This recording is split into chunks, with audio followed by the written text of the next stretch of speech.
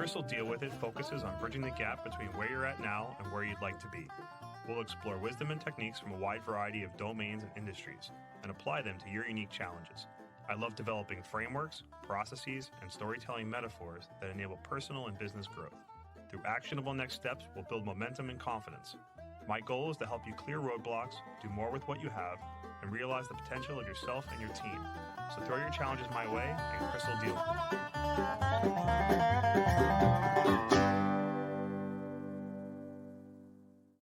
First, an AI statement that all elements of this episode are products of the author, Chris Kreuter, and made without the use of any AI tools.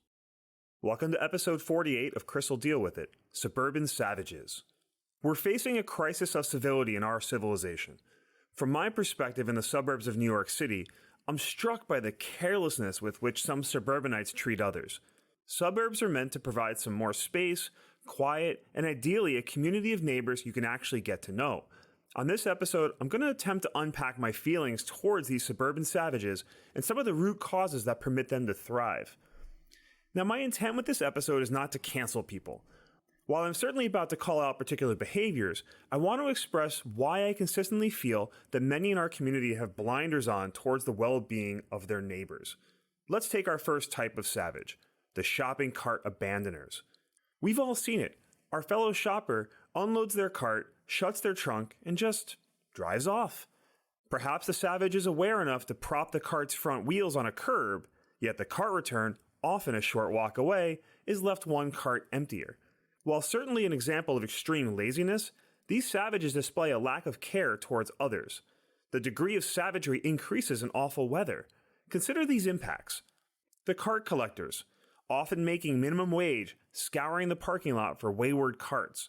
Their jobs are rarely as straightforward as they should be, gathering carts at the cart returns and pushing them back to the storefront. Instead, they have to weave through the entire lot, plucking individual abandoned carts. And while the increase in risk of getting hit by parking lot traffic is minimal, it's not zero, especially in miserable weather with less visibility for both them and drivers. Think about vehicle damage. The typical metal shopping cart weighs 40 to 60 pounds. That's 18 to 27 kilograms for my friends that use the metric system.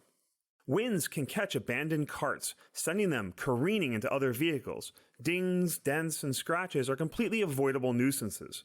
Consider the store owner. While I'm not weeping for corporate overlords, many stores are owned by local community members or franchisees. They pay wages to the cart collectors, who are often spending more time outside than they normally should, and they also face the increases in cart damage, which do cost hundreds of dollars a piece. Let's take our next savage, the elevated jerks. There's a basic etiquette we should follow involving elevators, and all of them share one requirement: paying attention to your surroundings. All too often, people will board an elevator, press a button, and their head goes straight back to their phone. The result is doors not held, space not made, and minor delays for their fellow humans. While the least offensive of the savages I'm profiling today, I include it to introduce one of the major influences on this significant uptick in suburban savagery: the cell phone. These glowing, addictive, digital pacifiers have created surges in inattentiveness, decreased social connection, and an epidemic of self-centeredness. At the extreme end, we're going to take our next savage, the distracted drivers. At their worst, cell phones have created a drastic epidemic of savagery on our roads. At nearly every red light, you'll see someone staring into a phone. You'll see them texting while piloting their metal missile down the interstate. I've seen drivers FaceTiming and watching movies while actively driving. These savages do this in parking lots, bad weather, through pedestrian crossings, and even through school safety zones. I literally see this on a daily basis walking my kid to school. What frustrates me even more is how many of these savages are driving vehicles that have Bluetooth and other hands-free technology embedded into their systems. You can throw on some music, a podcast, or an audiobook. Use Siri or Alexa to dial your friend over the speaker system. But keep your hands on the wheel and your eyes on the road. For me, this is the worst of the savages, since this wanton neglect for safety has the highest human cost. I'll save the audience the rundown of statistics, as my argument is easily provable. Driving a vehicle is a privilege, not a right. While I feel there should be significantly higher penalties for the act, there also needs to be greater detection and accountability. When people reliably feel that they'll never get caught, the path to savagery becomes that much easier to follow. I am hopeful here that the incredible advances in cameras, image detection, and automated violation processing will result in crackdowns. But in the meantime, be hyper-vigilant for the savages among you, and do what you can to avoid falling victim to this savagery yourself. Our next savage is the political polluters. It's election season here in the United States, which means nearly every intersection, red light, and for my fellow New Jerseyans I'll add jug handles, are swathed in plastic yard signs advertising local and state candidates. In 2024, this is going to reach epidemic levels with the presidential election as well. These are visual eyesores, often featuring questionable graphic design choices. The mashup of them adds to the visual and mental clutter in our lives, all for the most minimal of impacts on the voting public. All this political signaling bleeds into our neighborhoods as lawn signs can become dividing lines. If good fences make good neighbors, what happens if we paint them red or blue? More importantly is the environmental cost. Corrugated plastic, the plastic bag style, and coated cardboard styles, most of all of these end up in landfills. There are those out there who will recycle what they can or reuse them for later elections, but they're in the minority. I'm a firm believer that this environmental cost far outweighs any practical benefits. And this is the sort of visual noise that distracts us from finding the true signals within our lives. Your name on a sign isn't going to sway me to vote for you. It's your stance on issues, your knowledge and ability to handle the job, and the sense of integrity that you carry.